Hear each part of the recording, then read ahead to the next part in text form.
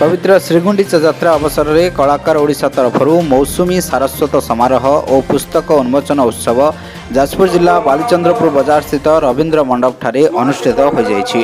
उक्त उत्सव में अनुष्ठान स्थायी सभापति श्रीयुक्त सत्यव्रत प्रधान सहित मुख्य अतिथि डॉक्टर मानसी मिश्र तथा बहु वरेण्य अतिथि माने जोगदे कार्यक्रम को आनुष्ठानिक भाव उद्घाटन करथिले। जाजपुर तथा ओडिशार विभिन्न जिल्लारू आसिथिबा बहु प्रतिभा संपन्न कवि कवयित्री लेखक लेखिका पाठक पाठिका शिक्षाविद समाजसेवी इत्यादि यह कार्यक्रम में जोगदे निज निजर कविता पाठ करथिले।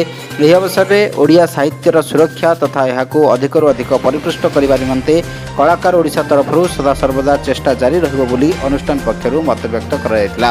यह वर्णाढ्य समारोह अवसर में कलाकार ओडिशा तरफ बसंत महोत्सव विशेषांक होली और रुक्मिणी हरण नामक दुईटी पुस्तक उन्मोचन होता।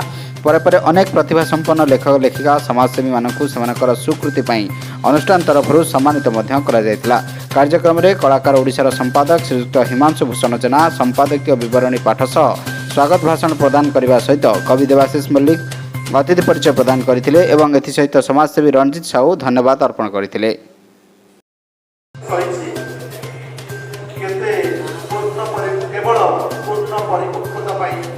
आत्मिक अनुभूति प्रकृतिर नियम को बुझापी महाभक्तिर जय जगन्नाथ।